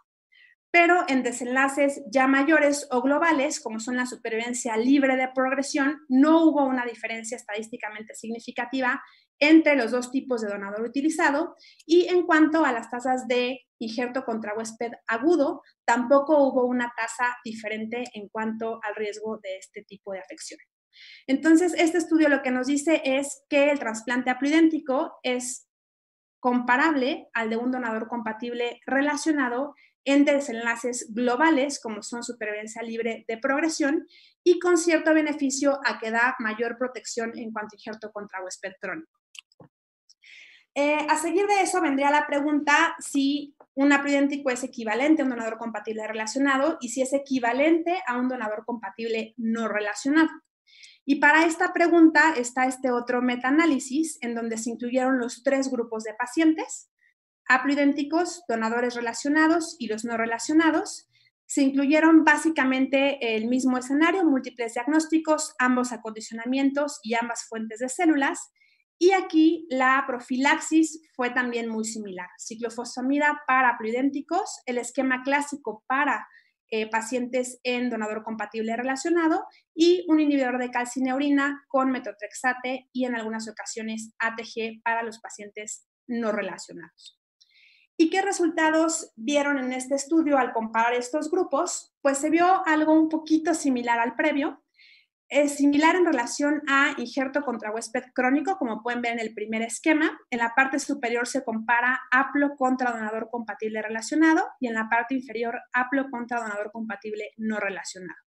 Y como pueden ver, para ambos escenarios de ambos comparativos se favorece al haploidéntico como un factor protector para el desarrollo de enfermedad de injerto contra huésped crónico, lo que nos dice que en este aspecto en particular sigue favoreciendo al haploidéntico. En cuanto a mortalidad no relacionada a recaída o mortalidad relacionada a trasplante, a diferencia del estudio previo, no se encontró una diferencia estadísticamente significativa que favoreciera alguno de los 3 tipos de donador empleados para estos trasplantes. Y en cuanto a desenlaces globales, por supervivencia global y por supervivencia libre de progresión, tampoco, como pueden ver en estas gráficas, se encontró una diferencia que fuera estadísticamente significativa y que dijera que el haploidéntico es una terapia inferior a cualquiera de los otros 2 tipos de trasplante con los otros 2 tipos de donador. De forma que este metaanálisis viene a confirmar la información que habíamos previamente, en donde decimos que el haploidéntico es un tipo de donador equivalente en cuanto a desenlaces globales para un trasplante halogénico. Y bueno, obviamente una de las dudas que surgen después de ver los metaanálisis previos y el grupo de pacientes que se utilizaron es si al comparar un haploidéntico con ciclofosfamida post-trasplante como una terapia de pletora de linfocitos, se compara con un grupo de donador compatible no relacionado, pero también usando este tipo de terapia, los desenlaces podrían ser iguales o podrían ser mejores para el donador compatible. Para eso aún no hay un metaanálisis como tal, pero les presento aquí el estudio más reciente publicado en Leuquimia este año, en donde el grupo europeo de trasplantes se dio a la tarea de juntar pacientes trasplantados por leucemia linfoblástica aguda y comparar los desenlaces de pacientes sometidos a trasplante con donador haploidéntico, compatible no relacionado con compatibilidad completa 10 de 10 y compatible no relacionado con compatibilidad 9 de 10 antígenos. En este grupo en particular, lo que hace diferente este estudio es que todos los pacientes en este caso utilizaron un tipo de profilaxis para H basado en depresión de linfocitos T, cosa que no se veía en todos los grupos anteriores, y los esquemas fueron ATG, ciclofosfamida post-trasplante, y en algunos casos ambas, ATG más ciclofosfamida post-trasplante. Y aquí incluyeron a pacientes con leucemia, como ya hemos dicho, linfoide aguda, y también incluyeron acondicionamientos tanto mieloablativos como de intensidad reducida. ¿Y qué es lo que se vio en cuanto a resultados? Aquí podemos ver en la gráfica que nos presentan las tasas de incidencia de recaída, las tasas de incidencia de mortalidad no relacionada a recaída, las tasas de enfermedad de injerto contra huésped agudo e injerto contra huésped crónico. Y como pueden constatar, en todos los perfiles se ve como las curvas de los 3 tipos de donador, haploidéntico, 10 de 10 y 9 de 10, se empalman y no tienen diferencias estadísticamente significativas en cuanto a desenlaces. Asimismo, en este grupo de pacientes se presentan los desenlaces globales, la supervivencia global y la supervivencia libre de leucemia, y como pueden ver, al igual que en las previas, también las 3 curvas para los 3 tipos de donador se empalman entre ellas y no hay diferencias estadísticamente significativas en cuanto a estos desenlaces globales. De forma que, en conclusión del haploidéntico como un avance en el terreno de trasplante, podríamos decir que hoy en día el trasplante haploidéntico con una plataforma de ciclofosfamida post-trasplante no es inferior a un trasplante de donador compatible relacionado o un donador compatible no relacionado. Por lo tanto, esto haría una opción válida y obviamente accesible para muchos medios, como es particularmente el nuestro. Adicional a esto, sabemos que hay ausencia todavía de estudios controlados aleatorizados. Lo que tenemos hasta ahora presentado ahorita es la mejor evidencia que hay en base a estudios de metaanálisis, pero en el que en algún momento tengamos estos protocolos prospectivos nos podría ayudar para, muy probablemente, cambiar los algoritmos de selección de un donador, en donde el haploidéntico probablemente vaya a adquirir una mayor relevancia. Y bueno, en cuanto al segundo punto de avances que considero yo muy relevantes en el terreno es el uso de la ciclofosfamida post-trasplante en la actualidad. Como ya vimos ahorita un poco con el trasplante haploidéntico, la ciclofosfamida post-trasplante, como dijimos, es un tipo de terapia de depresión de células T in vivo que depleta los linfocitos T aloreactivos y que permite que exista una inmunotolerancia para lograr el trasplante con diferencias antigénicas. Y en paralelo, como vimos en los metaanálisis, se ha reportado que reduce a largo plazo las tasas de incidencia de enfermedad de injerto contra huésped crónico. Esto deriva también, obviamente, en que los pacientes puedan tener una disminución de la inmunosupresión post-trasplante y les reduzca el riesgo de infecciones, deriva en mejores tasas de calidad de vida y actualmente hay evidencia creciente no solamente de que esto funciona en pacientes sometidos a haplotrasplante, sino que también empieza a haber evidencia para donadores compatibles relacionados y donadores compatibles no relacionados. Y bueno, obviamente esto es muy importante considerarlo si tomamos en cuenta que después de la recaída, el injerto contra huésped sigue siendo la primera causa de mortalidad y de afección en la calidad de vida de los pacientes que sobreviven a un trasplante de médula ósea. Entonces, en cuanto a la evidencia de ciclofosfamida post-trasplante fuera del escenario del trasplante haploidéntico, tenemos este estudio, que es un estudio del Johns Hopkins, que en realidad son los pioneros del uso de ciclofosfamida post-trasplante, en donde hicieron un comparativo de pacientes trasplantados en haplo contra pacientes trasplantados con donador compatible, ya fuera relacionado o no relacionado, en donde todos hubiesen utilizado terapia con ciclofosfamida post-trasplante. Lo que ellos encontraron en este análisis fue que no había diferencias para los grupos en cuanto a estos desenlaces que incluyeron supervivencia global, supervivencia libre de enfermedad y supervivencias libres de enfermedad de injerto contra huésped.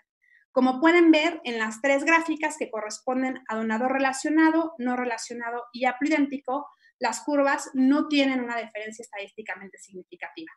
Lo que nos dice que el uso de ciclofosfamida post-trasplante nos da resultados equiparables sobre el tipo de donador, sobre el acondicionamiento, porque incluyeron tanto intensidad reducida como mieloablativa, y una no significancia y no un cambio en cuanto a la compatibilidad del HLA. Ahora, habiendo visto que sirve la ciclofosfamida en todos los escenarios, obviamente una de las preguntas es, en aquellos pacientes que tienen mayor compatibilidad, ¿qué pasaría si se usa la ciclofosfamida post-trasplante como único agente inmunosupresor?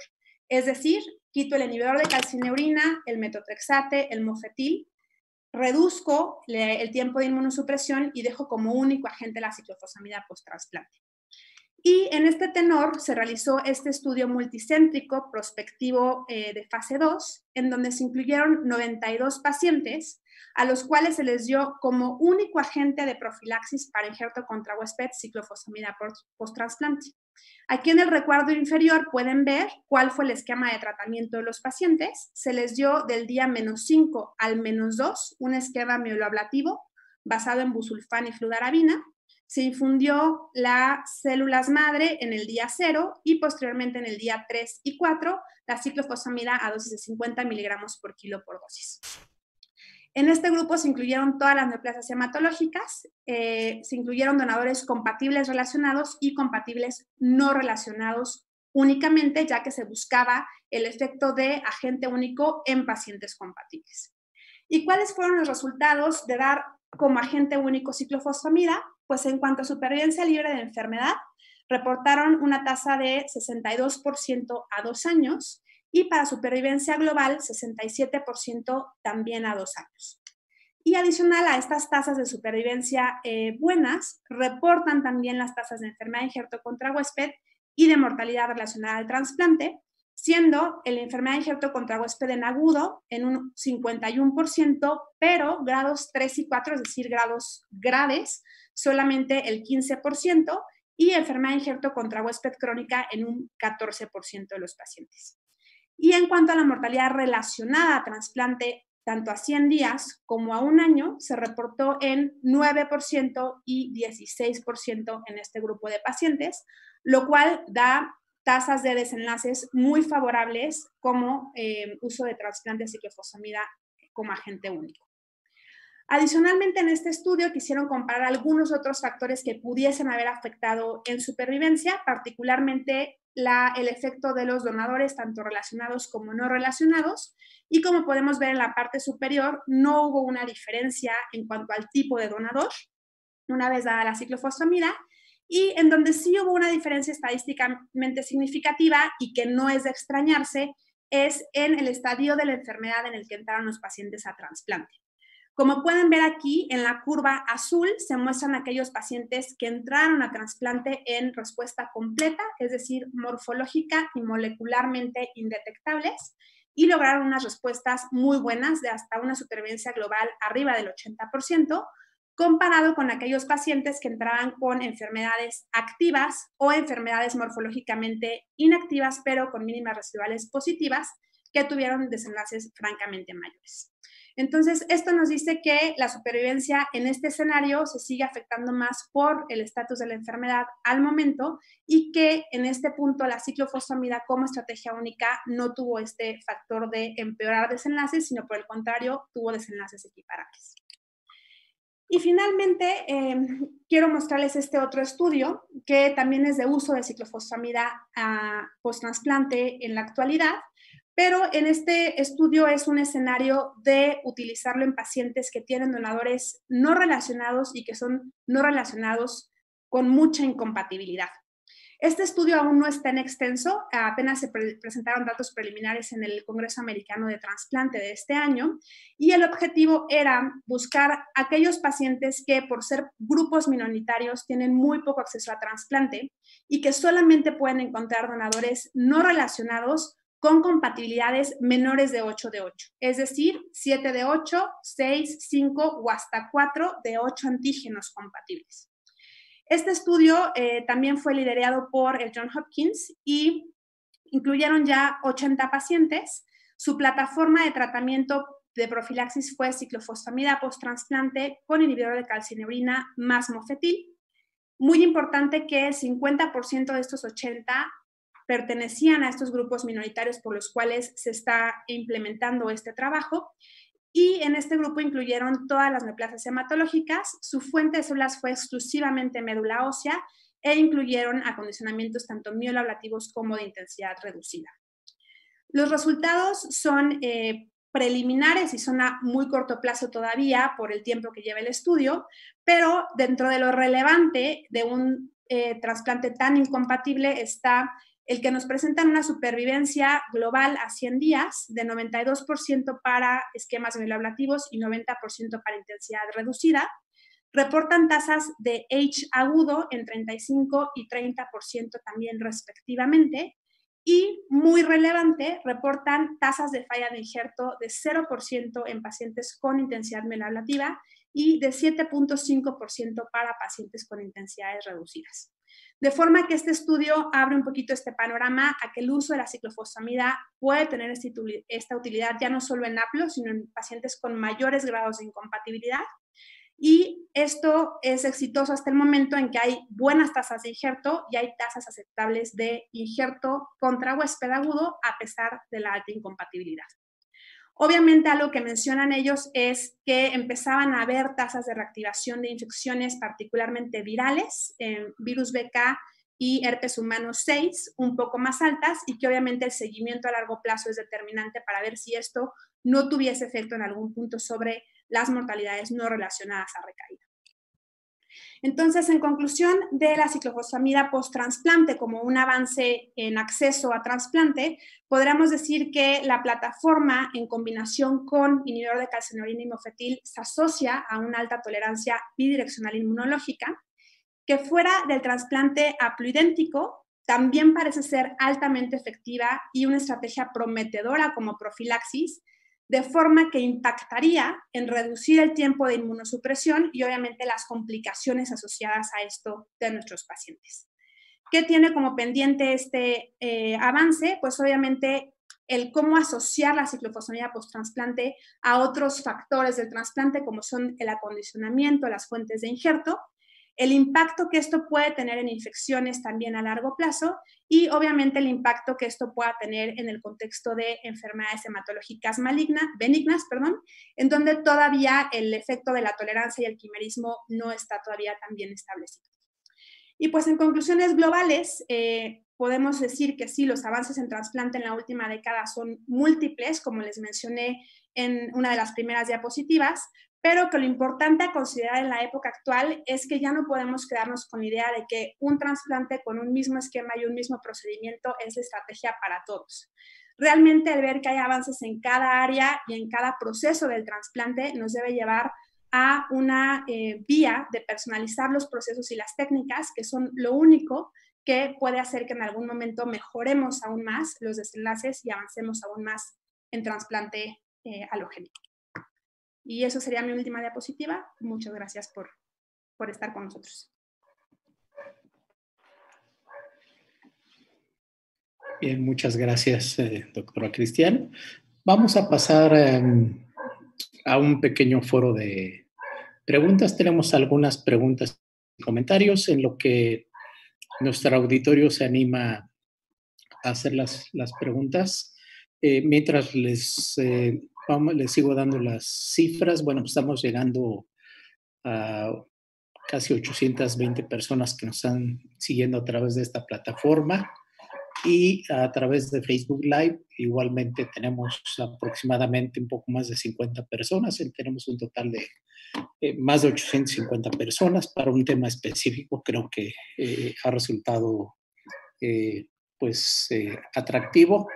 Y nuevamente agradecer a nuestros colegas que nos siguen de América Latina, independientemente de México, que es, por supuesto, la población más numerosa, pero nada despreciable las cifras de las personas, colegas que nos siguen de Perú, de Bolivia, de Venezuela, de República Dominicana, de El Salvador, Colombia, Paraguay, Argentina, Chile, Estados Unidos, Costa Rica, Canadá, Mónaco, Honduras, Ecuador, Estados Unidos. Así que pues muchas gracias. Y bueno, voy a empezar haciendo alguna pregunta. Primero para la doctora Wendy. Aquí hay dos preguntas y tienen que ver muy relacionadas con el tema actual en relación a lo que es el tema de COVID.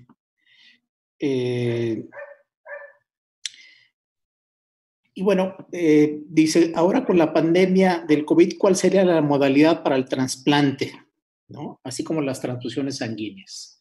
Esto ha dirigido, bueno, fueron las primeras preguntas después de la presentación. Si quieren contestar las dos, no hay ningún problema. Creo que algo lo mencionó, pero si lo quieres enfatizar, doctora Wendy, a este respecto. Y si otra pregunta que está igual relacionada a lo de COVID, ¿qué marcador de sepsis usan para estos pacientes?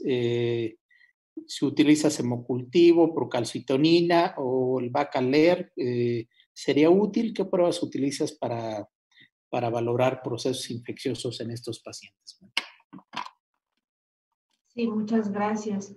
El tema de las infecciones, la fase aplásica es el precio que a veces hay que pagar por intentar curar a un paciente. Entonces, pues nosotros aprendimos a hacer trasplantes de intensidad total y se ha hecho un protocolo quizá fuera de las guías porque a veces el seguir las guías sin ver nuestro entorno, sin ver el alcance que tenemos, lo que yo aprendí de mis profesores es que tenemos que comparar el trasplante que tenemos con ningún trasplante. Entonces, si el trasplante era inferior, quizá nosotros no empezamos a ver si era inferior o no, sino que es eso o nada, y nada sí sabemos, sí tenemos sí conocemos qué puede pasar sin trasplante. Entonces, el miedo a la sepsis, pues es un miedo que asumimos nosotros porque lo conocemos y el paciente, pues con su confianza que tiene hacia nosotros.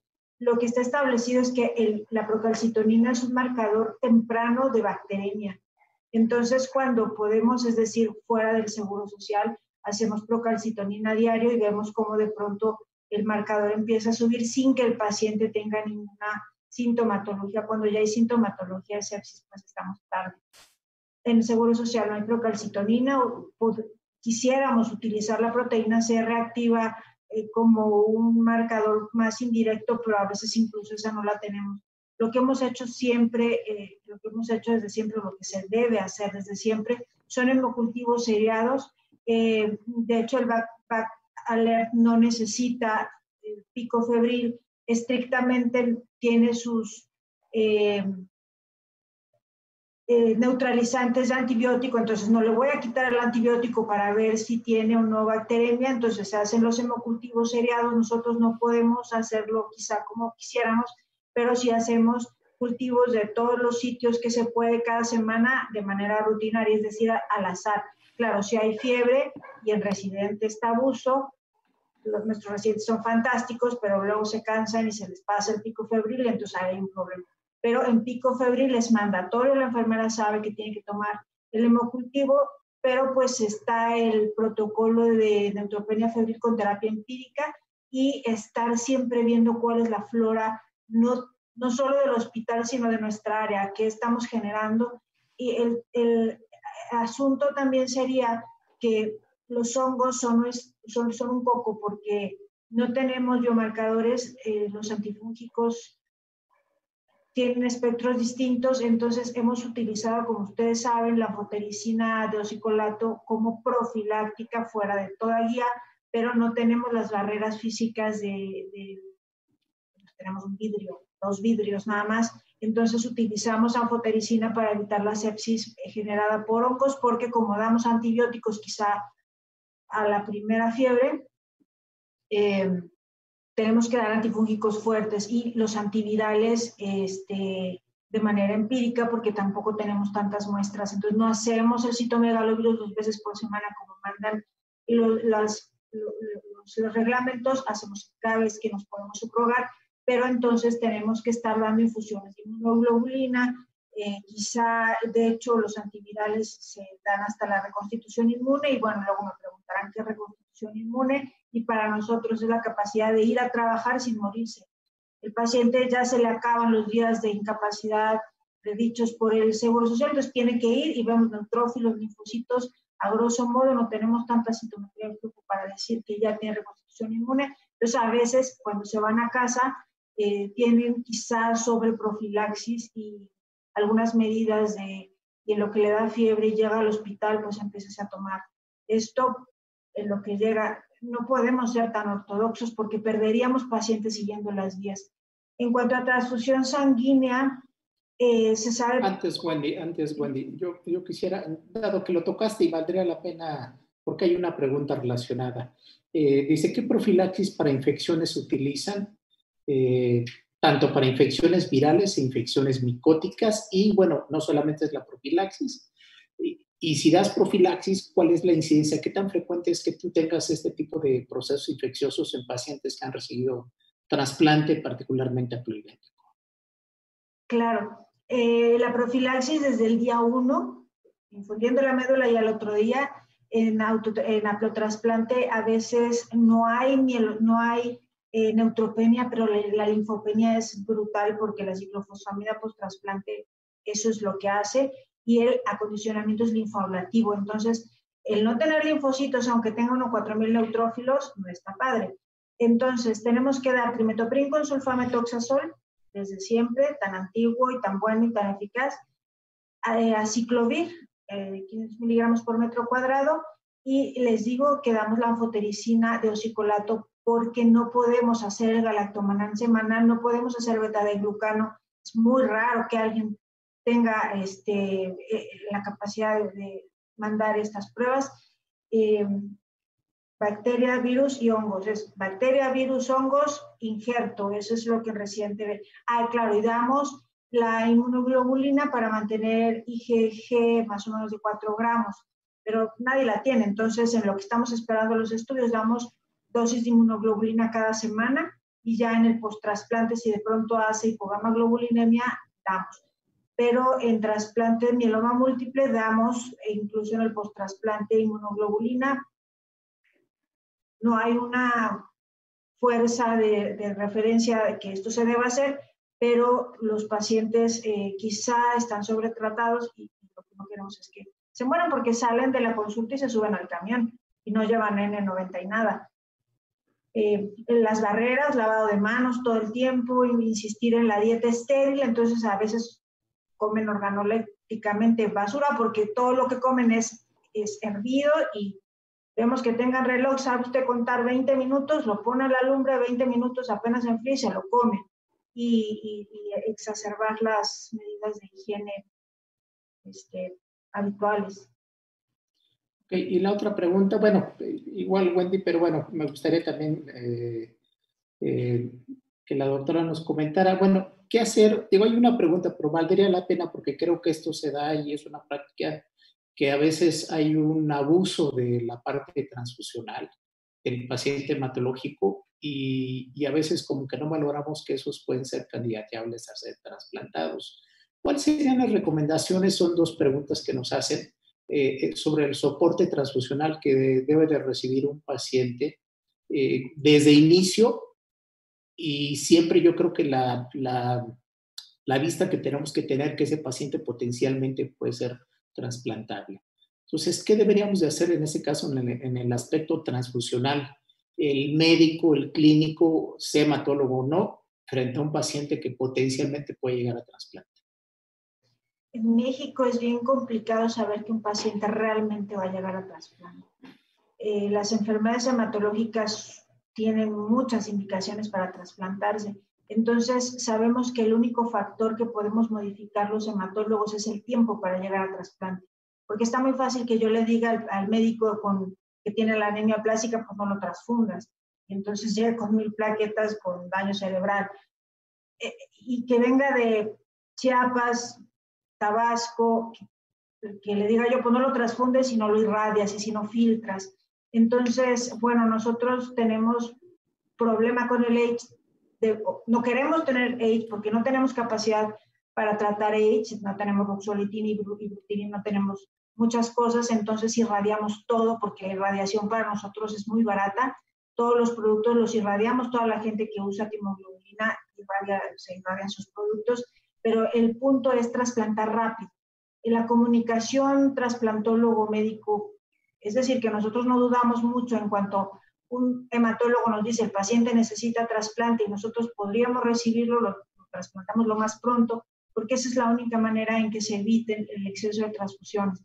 Dentro del cuarto, seguro transfundimos de más, porque somos provincia finalmente, no es como en Estados Unidos o quizá en un hospital particular que yo ahorita se me ocurre que necesita un paquete y en 2 horas está la féresis plaquetaria, ¿no? Aquí hay que hacer una política transfusional preventiva porque sé que doy mieloablación y entonces ya ubica mi personal que lunes, miércoles y viernes se van a poner plaquetas sí o sí, pues porque dimos 3 costales de busulfán y muchísima irradiación, pues sabemos que la aplasia va a durar 14 días de menos, en haplotrasplante hasta 24 días. Entonces, las primeras semanas no hay pierde, sabemos que vamos a transfundir plaquetas porque el que llega con 10,000 plaquetas a viernes está perdido. ¿Quién sobrevive sábado y domingo sin plaquetas? En provincia nadie. Entonces el trasplantólogo debió haber pensado una semana antes que los donadores vinieran, se irradiaran, se filtraran, tener los equipos ahí unos abajo de las camas de los residentes, porque a veces no hay filtros, entonces ya se ve si el seguro social o la seguridad social es así, a veces no hay cosas, y el único que sabe pues es el que estudió. ¿Y quién es el de la más alta jerarquía? Pues el residente hemato, que ahí está pendiente de nuestros pacientes, y es el que decide si se transfunde o no. Entonces, yo les digo, no los voy a regañar jamás porque transfundan un poquito de más, pero me los acabo si transfunden de menos porque puedo perder al paciente. ¿Cuál sería tu opinión, Cristian, en relación al soporte transfusional, ¿no? Que es un tema que creo que es común al clínico que está día a día, y con respecto a que este paciente en un futuro determinado pudiera llegar a trasplantarse? Por ejemplo, en el instituto, ¿qué políticas siguen en cuanto a materia de transfusión, precisamente para prever estos efectos adversos que pueden estar relacionados a la transfusión y el paciente en trasplante? Sí, claro. Pues coincido un poquito con la doctora Wendy. En realidad, obviamente, aunque nos encantaría que todos los pacientes llegaran con todos los productos filtrados y previamente radiados, es algo que sabemos que a veces no es accesible para todos, ¿no? En particular, en el instituto sí logramos esta parte cuando identificamos que un paciente es potencial candidato a trasplante. Todas las transfusiones que se le hacen van a ir filtradas y radiadas. Pero obviamente también tenemos pacientes a veces que son referidos de otros centros en donde recibieron su tratamiento inicial y muchas veces ya vienen con historia transfusional. En esos casos tratamos de hacer como una transfusión restrictiva, es decir, hasta cierto punto tratar de no transfundir de más para no exponer más al paciente, más pensando actualmente que obviamente los trasplantes haplodénticos y todo les podrían generar donadores, anticuerpos donadores específicos que nos limiten después el trasplante, ¿no? Entonces, sí tratamos de fomentar esta parte como restrictiva de transfusiones y en cuanto sea conveniente, filtrados y radiados. Ahora, en cuanto a los pacientes que ya entran a trasplante con nosotros, nosotros afortunadamente sí tenemos un banco de sangre con el cual podemos coordinarnos para tener como una calendarización de las donaciones de cada paciente y usualmente contamos con productos filtrados e irradiados. Obviamente en el periodo de aplasia lo que tomamos como parámetros para transfusión y para que el paciente no esté en riesgo es trombocitopenia por debajo de 20, hemoglobinas por debajo de 8, cuando sabemos que están en el periodo de aplasia es los criterios que utilizamos para transfusión y usualmente sí, siempre con productos filtrados y radiados ya dentro del instituto en el proceso de trasplante como tal. Ok, y otra pregunta para ti, Cristian. Dice, ¿cuál es el manejo de la pérdida o disminución del quimerismo en el contexto de un trasplante haploidéntico? Bueno, ahí la verdad es que la disminución del quimerismo también depende mucho del tipo de patología por el que primariamente se haya trasplantado al paciente, ¿no? No es lo mismo la pérdida del quimerismo en el contexto de un paciente con una hemopatía maligna, en donde la pérdida del quimerismo puede implicar una recaída inminente, obviamente, de la enfermedad, contra el escenario de una patología hematológica benigna, en donde a veces lo que está hablando es de un rechazo o de una pérdida del injerto que va a llevar a una aplasia al paciente, ¿no? Entonces, básicamente, la pérdida del quimerismo, basándonos en la enfermedad de base, sería descartar recaída versus descartar falla de injerto y de ahí deriva el tratamiento. Obviamente, si es maligno, tendremos que ir a buscar estrategias que puedan aumentar el injerto contra enfermedad, infusión de linfocitos de donador o alguna estrategia de estas. Y cuando es por una hemopatía benigna, pues entonces más bien estrategias de inmunosupresión que nos ayuden a modular esta pérdida del quimerismo para que no se dé este rechazo por completo. De acuerdo. Hay dos preguntas que se me hacen importantes. Y bueno, yo creo que es mucho, además de todo en el contexto actual. ¿Qué esquema de vacunación se utiliza en el paciente con post-trasplante autólogo y cuál en alogénico? ¿O cuál sería el recomendado para hacerlo? Bueno, usualmente hay esquemas de vacunación específicos para posttransplantados. La diferencia probablemente entre uno y otro es el tiempo que les toma de reconstitución inmunológica, ¿no? Hacerlo demasiado temprano puede implicar que no logremos ese mecanismo de generar anticuerpos porque todavía no existe un sistema inmunológico adecuado para hacerlo, pero en realidad lo que se hace es, se da nuevamente en la mayoría una cartilla de vacunación como la que se da en la infancia, porque asumimos que el trasplante hizo un efecto obviamente de depresión de la inmunidad del paciente y que pudo haber perdido todo lo que previamente había generado. Entonces, realmente los esquemas son muy similares a los que se dan en la infancia y el tiempo de las vacunas obviamente va en relación a la recuperación inmunológica que tenemos. Inicialmente empezamos con aquellas que no son, por ejemplo, de virus vivos atenuados y esas son como las que dejamos al final, casi siempre hasta los 2 años de haber sido trasplantados, cuando asumimos que ya no tienen un mayor riesgo para desarrollar la enfermedad y un gran potencial de producir anticuerpos y proteger el sistema inmunológico. Y otra pregunta, ¿han utilizado la infusión de linfocitos de donador haploidéntico para patologías malignas? Nosotros en el instituto todavía no hemos tenido ninguna infusión de linfocitos particularmente en haploidénticos, en otros escenarios sí, pero esa experiencia todavía no la tenemos. Pero la doctora Wendy probablemente sí. No, no tenemos citometría de flujo.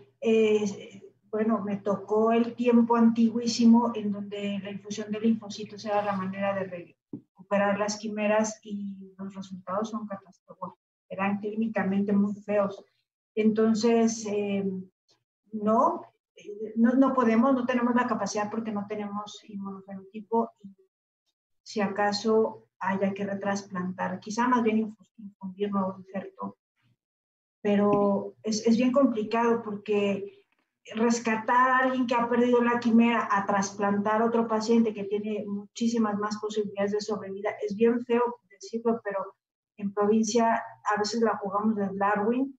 ¿Quién tiene más posibilidades con los 3 recursos que tengo? Entonces, infundir linfocitos sería una pérdida de recursos, de tiempo, y las personas pues, no han estado capacitadas para esos escenarios ya tan perdidos. Hay una pregunta que creo que queda bien en el contexto de la pandemia. Hay varias preguntas en relación. ¿Qué recomendaciones nacionales? Y yo no diría solamente nacionales, yo creo que es internacional. Y dado que, bueno, pues particular México estamos en un pico importante de la pandemia, si debería de haber una política internacional, nacional en la recomendación de trasplante. O finalmente el paciente, el que es candidato a trasplante, debe de trasplantarse independientemente del momento. ¿Qué hacer en el momento actual si un paciente debe de ser trasplantado? ¿Modifica algo con lo de la pandemia o seguimos con la ruta que debe de seguir este paciente? Y es para las dos y yo creo que esto, su respuesta, pues yo creo que es para todos los que nos ven en América Latina y para el resto del país, porque bueno, pues estamos viviendo esta situación actual. Es un poco como todo lo que sucede en Latinoamérica, lo que se debe y lo que se acaba haciendo.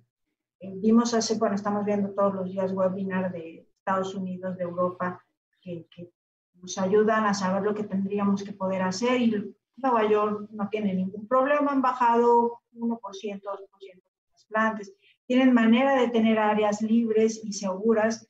Nosotros antes de la pandemia no tenemos manera de tener áreas libres de estafilococo, por ejemplo, etcétera. Entonces, deberíamos seguir este lineamiento que dice el Centro Nacional de la Transfusión, que los que son prioritarios y su vida corre peligro, pero ahorita corre peligro la vida hasta de las enfermeras, de los residentes. Nosotros como quiera ya vivimos, pero los pacientes que están incluso siendo susceptibles de trasplante están teniendo infecciones mortales por este virus. Y ciertamente no tenemos la capacidad para diagnosticar ni a tiempo ni a destiempo y el personal se está yendo a atender la pandemia. Entonces, deberíamos trasplantar de todo paciente que tenga una inminencia de pérdida de la vida, todas las leucemias, todos los linfomas de riesgo alto, todos los que ya están listos y no podemos. Entonces, no ha habido ningún reporte por parte de la Sociedad de Bancos Americanos de Sangre de que ni el MERS, ni el SARS, ni estos virus se puedan transmitir por sangre, no ha habido reportes.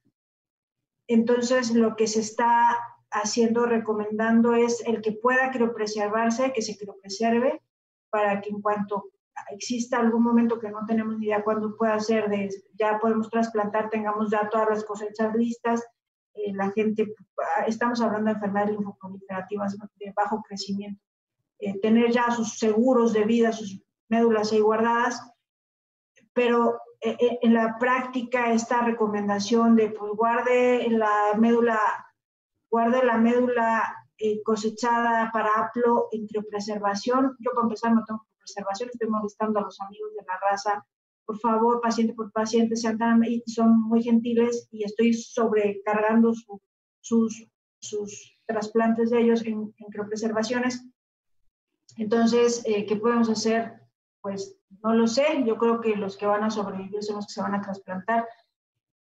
No sé cuándo, pues es ahorita que se criopreserve el que pueda y que sobreviva, porque en esas idas y venidas a la criopreservación pues también se pueden infectar porque están en fila y las salas de aféresis pues también están concurridas. Cristian, una pregunta. En caso de una pérdida de injerto, ¿es necesario continuar haciendo transfusión de productos irradiados? Pues en caso de una falla de injerto, obviamente sí se recomendaría esa conducta, particularmente porque la única forma de rescatar una falla de injerto es haciendo un segundo trasplante, ¿no? Entonces, todo depende por qué fue la falla de injerto, pero si en algún punto fue una cuestión inmunológica, el seguir transfundiendo puede generar mayor probabilidad de que un segundo trasplante tenga menor probabilidad de injertar, ¿no? En ese contexto. Entonces, sí se recomendaría. Muy bien, pues muchas gracias a las dos. La verdad es que pues los comentarios a las dos felicitándolas, a la doctora Wendy por la experiencia, por compartir la experiencia en el centro donde están, a la doctora Cristian por la excelente presentación que hace. La verdad es que dicen que es un orgullo. La verdad yo me uno a las felicitaciones. La verdad es que muchas gracias. Me gustaría que cada uno en un minuto pudieran hacer una conclusión. Empezamos contigo, doctora Wendy.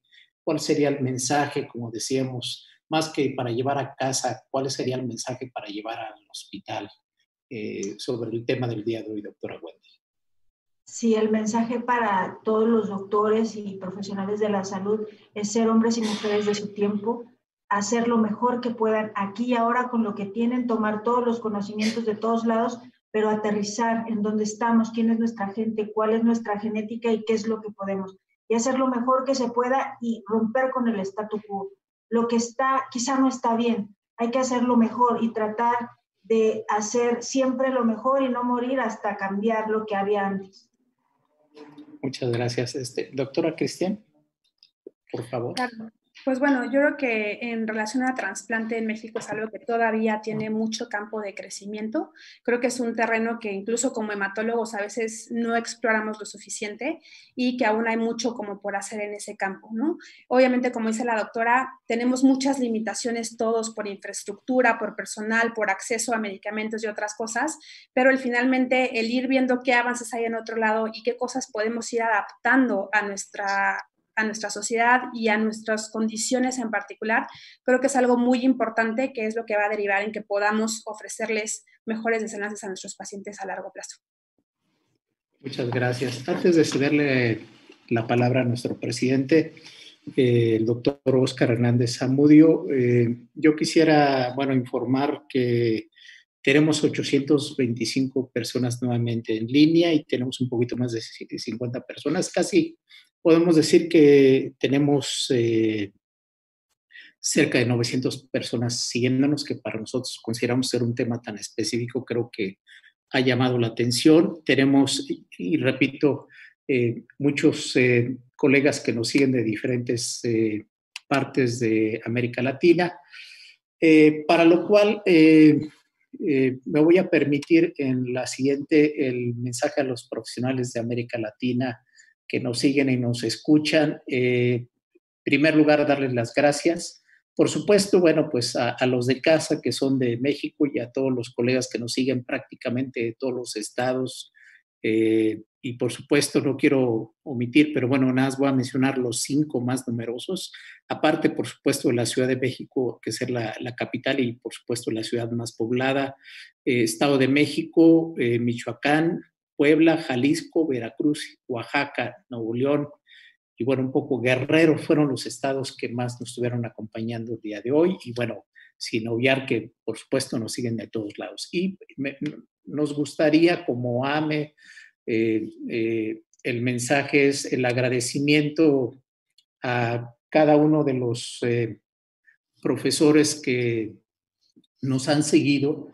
Y bueno, una disculpa si no mencionamos a todos o hay una confusión con los nombres, pero no queremos dejar pasar y dar el agradecimiento a todas nuestras sociedades que nos siguen en América Latina. Y, por ejemplo, pues quiero sí hacer mención, independientemente que se pueda estar proyectando, a la doctora Raiza García Guevara, presidenta de la Sociedad Venezolana de Hematología, la doctora Virginia Bello Polo, presidente de la Asociación Colombiana de Hematología y Oncología, el doctor Germán Stemblin, presidente de la Sociedad Argentina de Hematología, la doctora Elisa Hassan de Gerón, presidente de la Sociedad Peruana de Hematología, el doctor Juan Carlos Jaime, presidente de la Asociación Cubana de Hematología, el doctor Rafael Jiménez Bonilla, presidente de la Asociación Costarricense de Hematología, al doctor Jorge Batista, presidente de la Sociedad Paraguaya de Hematología y Medicina, la doctora María de los Ángeles Rodríguez Ciclán, presidente de la Sociedad Chilena de Hematología, doctora Esmedali Romero, presidente de la Sociedad Dominicana de Hematología, la doctora Arelis Quintanas de la Sociedad Panameña de Hematología, el doctor Ignacio Alurralde Juárez, presidente de la Sociedad Boliviana de Hematología y Hemoterapia, que nos sirve desde hace tiempo, y a la doctora Silvia Pierri, presidente de la Sociedad de Hematología de Uruguay. A todos un agradecimiento, y esto ha servido para constituir una propuesta y ojalá se pueda proyectar en la presentación. La idea de hacer una liga de hematología para las Américas, dado que esta situación de la pandemia nos ha ayudado a unirnos, a existir una especie de, pues no sé si llamarle de hermandad, más que nada de fraternidad, establecer una liga de hematología para las Américas, y esta es una buena oportunidad para poderlo hacer, dado toda la apertura que siempre ha tenido nuestro presidente de la Agrupación Mexicana para el Estudio de la Hematología, y en el cual en este momento pues tengo a bien a nuevamente solicitarle a él que nos dé las palabras de cierre y de agradecimiento para todos nuestros colegas. Adelante, doctor Oscar. Gracias, Carlos. Pues ya prácticamente lo has dicho todo. Yo agradecerles en forma muy particular a la doctora Wendy Pérez Lozano, a la doctora Burlón de los Ríos. Agradecerle pues a todos nuestros correligionarios de la agrupación, a todos los que estuvieron de oyentes. Fueron dos ponencias extraordinarias, a veces difíciles de presentar y de entender, pero lo hicieron muy claro, cosa que les agradecemos a los ponentes. Quiero en forma especial agradecer al Laboratorio Novartis y al doctor Kevin Nacho por el apoyo para la presentación de esta exposición. Muchas gracias y buenas noches. Muy amables. Buenas noches. Buenas Gracias. Buenas noches a todos.